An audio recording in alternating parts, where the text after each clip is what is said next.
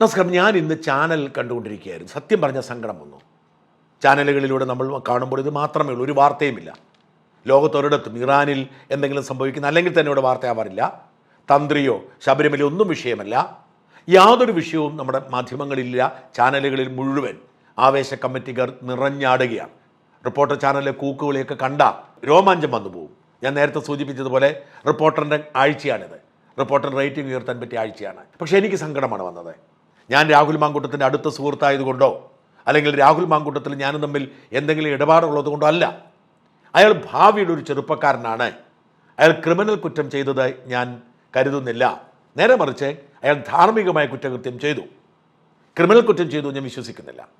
ഇതുവരെ കേൾക്കുന്നതിലൊന്നും എനിക്ക് വിശ്വാസമില്ല. ആ മനുഷ്യൻ്റെ ഇപ്പോഴത്തെ അവസ്ഥ കാണുമ്പോൾ ഇന്ന് ചാനലിലേക്ക് നോക്കിയപ്പോൾ ആലോചിച്ച് നോക്കൂ. അദ്ദേഹം രാത്രിയിൽ കൊണ്ടുപോകുന്നു, ആർക്കും അറിയില്ല. ഒരു ഭീകരവാദ കേസിലെ പ്രതിയെ പിടിക്കുന്നത് പോലെ. ഓർമ്മയുണ്ടല്ലോ, പോപ്പുലർ ഫ്രണ്ടിനെ നിരോധിക്കാൻ നേരത്തെ കേന്ദ്ര സൈന്യം കേരളത്തിലെത്തുകയാണ് പ്രത്യേക വിമാനത്തിൽ. ആരും അറിഞ്ഞില്ല ഈ വിമാനം എന്തിനാണ് കാലിക്കറ്റ് വിമാനത്താവളത്തിൽ വന്ന് കിടക്കുന്നതെന്ന്. എന്നിട്ട് പല സ്ഥലങ്ങളിലേക്ക് ഉദ്യോഗസ്ഥരും CRPF വിന്യസിക്കപ്പെടുകയാണ്. അതിരാവിലെ ആരും അറിയാതെ പോപ്പുലർ ഫ്രണ്ട് നേതാക്കളുടെയും പോപ്പുലർ ഫ്രണ്ടിൻ്റെ ഓഫീസിൻ്റെയും ഒക്കെ മുമ്പിലേക്ക് വെളുപ്പിന് 2 മണിക്കോ 3 മണിക്കോ സംഘം എത്തുന്നു. നേരം വെളുക്കുന്നതിന് മുൻപ് പ്രതികളെ തൂത്തുകെട്ടി നേരെ വിമാനത്തിൽ കൊണ്ടുപോയി. ഡൽഹിക്ക് കൊണ്ടുപോയി. അവരിൽ മഹാഭൂരിപക്ഷം പേരും തിരിച്ചു വന്നിട്ടില്ല. ഇത് രാജ്യസുരക്ഷയുമായി ബന്ധപ്പെട്ടൊരു വിഷയമാണ്. അത്തരം സുരക്ഷയോടെ സാങ്കേതിക പിഴവുകളൊന്നും വരാതെ പോലീസ് രാഹുൽ മാങ്കൂട്ടത്തെ കസ്റ്റഡിയിലെടുത്തു. ഓർക്കണം, അവസാനത്തെ ആൾ വരെ, അതായത് ഡ്രൈവറും PIയും ഒക്കെ പോകുന്നത് വരെ കാത്തിരുന്നു. ഒരാളുമില്ല എന്ന് ഉറപ്പാക്കി ആരോടും ഒരു സൂചനയും കൊടുക്കാതെ രാഹുൽ മാങ്കൂട്ടത്തിനെയും കൊണ്ട് പോവുകയാണ്. എങ്ങോട്ട് പോയി എന്ന് ആർക്കും അറിയില്ല. രാഹുലിനെ കൊണ്ടുപോയി എന്നറിഞ്ഞു, എങ്ങോട്ട് പോയെന്ന് ആർക്കും അറിയില്ല. മാധ്യമങ്ങൾ പോലും അറിയുന്നത് മണിക്കൂറുകൾക്ക് ശേഷമാണ്. അർദ്ധരാത്രിയിൽ ഓപ്പറേഷനാണ്. രാവിലെയാണ് അറിയുന്നത് രാഹുൽ മാങ്കൂട്ടത്തിൽ പത്തനംതിട്ട എയർ ക്യാമ്പിലുണ്ടെന്ന്. ആ എയർ ക്യാമ്പിൽ നിന്ന് രാഹുൽ മാങ്കൂട്ടത്തിലിനെ മെഡിക്കൽ പരിശോധനയ്ക്ക് വേണ്ടി കൊണ്ടുപോകുന്ന ദൃശ്യങ്ങളാണ് ഞാനിപ്പോൾ ഏറ്റവും ഒടുവിൽ കണ്ടത്. അങ്ങനെ മെഡിക്കൽ പരിശോധനയ്ക്ക് പോകുന്ന സമയത്തെ വഴി നടക്കുന്ന ബഹളങ്ങൾ നോക്കുക. ആയിരക്കണക്കിന് മനുഷ്യർ കൂക്കി വിളിച്ചുകൊണ്ട് രാഹുലിൻ്റെ പിന്നാലെ. നമുക്കൊരിക്കലും വിശ്വസിക്കാൻ കഴിയാത്ത വിധത്തിൽ രാഹുലിനെയും കൊണ്ടുള്ള പോലീസ് വാഹനത്തിന് മുമ്പോട്ട് പോകാൻ വയ്യ. നൂറുകണക്കിന് പോലീസ് ഉദ്യോഗസ്ഥർ രാഹുലിന് സംരക്ഷണം ഒരുക്കിയിട്ടുണ്ട്. പോലീസിന് വെടിവെക്കാൻ പോലും കഴിയുന്ന തരത്തിലുള്ള അധികാരത്തോടു കൂടിയാണ് നീങ്ങുന്നത്. പക്ഷെ നമ്മൾ ഒരിക്കലും കണ്ടിട്ടില്ലാത്ത വിധത്തിൽ DYFIയുടെയും യുവമോർച്ചയുടെയും ഒക്കെ പ്രവർത്തകർ അവരുടെ രാഷ്ട്രീയ അഭിപ്രായ വ്യത്യാസം മറന്നുകൊണ്ട് കൊടിയുയർത്തുകൊണ്ട് രാഹുലിനെ വളഞ്ഞിരിക്കുകയാണ്. ആൾക്കൂട്ടത്തിനിടയിൽ പുഞ്ചിരി നിലനിർത്താൻ രാഹുൽ കഷ്ടപ്പെടുന്നുണ്ട്. രാഹുൽ ആശുപത്രിയിലേക്ക് കയറാൻ നേരത്തെ ചിലർ കയ്യേറ്റം നടത്താൻ ശ്രമിച്ചു. രാഹുലിനെ കൂക്ക് വിളിക്കുന്നു, പൂവൻ കോഴിയുടെ ശബ്ദമുണ്ടാക്കുന്നു. അങ്ങനെ ഞൊടിയിടയിൽ ഒരു ബഹളം തന്നെ. അതായത് ഒരു മനുഷ്യനെ എങ്ങനെയൊക്കെ അപമാനിക്കാവോ അപമാനത്തിൻ്റെ കൊടുമുടിയിലേക്ക് രാഹുൽ പോയിരിക്കുകയാണ്. ചാനലുകളിൽ ലൈവായി കാണിച്ചുകൊണ്ടിരിക്കുന്നു. ഞാനിത് കാണുമ്പോൾ ഓർത്തത് രാഹുലിൻ്റെ അമ്മയാണ്. പിള്ളേർക്ക് 2-3 വയസ്സുള്ളപ്പോൾ പിതാവ് മരിച്ചു പോയതാണ്. എന്നിട്ട് മറ്റൊരു വിവാഹം കഴിക്കാതെ ഒരു പേര് ദോഷവും കൽപ്പിക്കാതെ മകനെയും മകളെയും വളർത്തിക്കൊണ്ടുവന്നു. രണ്ടുപേരും നല്ല നിലയിലെത്തി, വീട് വെച്ചു, സാമ്പത്തിക സ്ഥിതി ഉണ്ടായി, രാഷ്ട്രീയക്കാരനായി, MLA ആയി, ജനപ്രതിനിധിയായി. അങ്ങനെ അഭിമാനം കൊണ്ടിരുന്ന അമ്മ എന്തു വേദനയാണ് കഴിഞ്ഞ കുറേ കാലമേ അനുഭവിക്കുന്നത്. എത്ര കാലമായി തുടങ്ങിയിട്ടെ. ആദ്യം ശൂന്യതയിലായിരുന്നു ആരോപണങ്ങൾ, പിന്നീട് ബലാത്സംഗ കേസിലെ പ്രതിയായി, മകൻ ഒളിവിൽ പോയി, ജാമ്യം കിട്ടുന്ന സമയത്ത് മറ്റൊരു കേസ് വന്നു. ഭാഗ്യവശാൽ അതിനെയെല്ലാം മറികടന്ന് രക്ഷപ്പെട്ടു എന്ന അവസ്ഥ ഉണ്ടായപ്പോൾ ഇതാ 3ാമതൊരു കേസ്, അതും ബലാത്സംഗ കേസ്. രക്ഷപ്പെടാൻ പോലും അവസരം കൊടുക്കാതെ പോലീസ് കൊണ്ടുപോയിരിക്കുന്നു. ജനങ്ങൾ വിചാരണ ചെയ്യുന്നു. സോഷ്യൽ മീഡിയയിൽ, ചാനലുകളിൽ, പത്രങ്ങളിൽ എല്ലായിടത്തും വിചാരണയും ബഹളവും. ആ അമ്മ ഇതൊക്കെ കാണുന്നുണ്ടാവുമോ എനിക്കറിയില്ല. അമ്മ ഇതൊക്കെ സഹിക്കുമോ എനിക്കറിയില്ല. അമ്മയൊരു കുറ്റവും ചെയ്തിട്ടില്ല. ഈ രാഹുലിനൊരു സഹോദരിയുണ്ട്, അവൾക്കൊരു കുടുംബമുണ്ട്. അവരൊക്കെ എങ്ങനെ അനുഭവിക്കും? ഞാനൊരു ക്രിമിനലാണെങ്കിൽ, നമ്മൾ ഇഷ്ടംപോലെ ക്രിമിനലുകളെ കണ്ടിട്ടുണ്ട്. ബലാത്സംഗം ചെയ്യുന്നവർ, കൊലപാതകം ചെയ്യുന്നവർ, മോഷണം ചെയ്യുന്നവർ, അവരുടെ കുടുംബത്തിന് വേദനയും അപമാനവുമുണ്ട്. പക്ഷേ അവർ ഈ ക്രൂരമായ ക്രിമിനൽ പ്രവൃത്തി ചെയ്തതുകൊണ്ടാണ്. രാഹുൽ ചെയ്തു എന്ന് ഉറപ്പുണ്ടോ? നമ്മുടെ രാജ്യത്തെ ഭരണഘടന അനുശാസിക്കുന്ന തരത്തിൽ ഒരു പൊതുപ്രവർത്തകൻ തൻ്റെ ലൈംഗിക തൃഷ്ണയോട് അച്ചടക്കം പാലിക്കണം, മിതത്വം പാലിക്കണം എന്നത് സത്യമാണെങ്കിലും രാഹുലിൻ്റെ പ്രവൃത്തി അധാർമികമാണെങ്കിലും രാഹുലെ നമ്മുടെ ഭരണഘടന അനുസരിക്കുന്ന തരത്തിൽ, നമ്മുടെ നിയമം അനുശാസിക്കുന്ന തരത്തിൽ പരസ്പര സമ്മതത്തോടെ ഒരു ബാച്ചിലർ എന്ന നിലയിൽ ചില ബന്ധങ്ങൾക്ക് പോയി.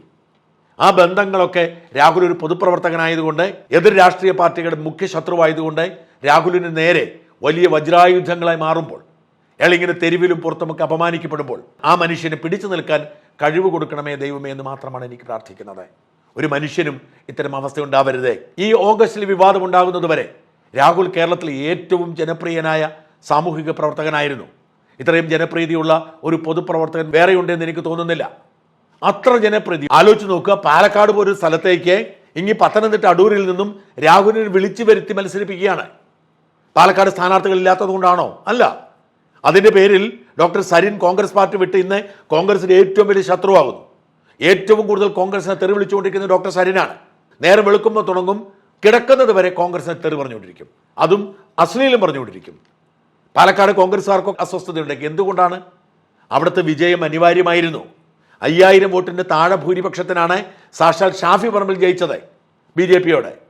അവിടെ BJP ജയിച്ചാൽ കോൺഗ്രസ് കുറ്റപ്പെടുത്തപ്പെടും. BJPക്ക് അക്കൗണ്ട് തുറക്കാൻ കോൺഗ്രസ് കൂട്ടുനിന്നു CPMകാർ പറയും.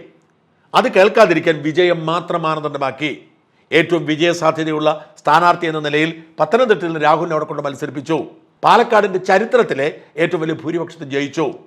ചാനൽ ചർച്ചകളിൽ തിളങ്ങി നിന്ന, മുഖ്യമന്ത്രി വെല്ലുവിളിച്ചിരുന്ന, ഉരുളക്കുപ്പേരി വഴി ഉത്തരം കൊടുത്തിരുന്ന, രാഷ്ട്രീയ എതിരാളികളെ നിലംപരിശാക്കിയിരുന്ന രാഹുൽ മാങ്കൂട്ടത്തിൽ അതിശക്തനായി വളർന്നു. കോൺഗ്രസ് പാർട്ടിയിലെ തന്നെ ഏറ്റവും സ്വാധീനമുള്ള നേതാക്കളിൽ ഒരാളായി. പൊടുന്നനെയാണ് അയാളുടെ ദുരന്തം ആരംഭിക്കുന്നത്. ഓരോ തവണ തളർന്നു വീഴുമ്പോഴും പിടിച്ചു നിൽക്കാൻ രാഹുലിന് കഴിഞ്ഞു. ആദ്യത്തെ കേസ് രാഹുലിനെ നിശബ്ദനാക്കിയിരുന്നു.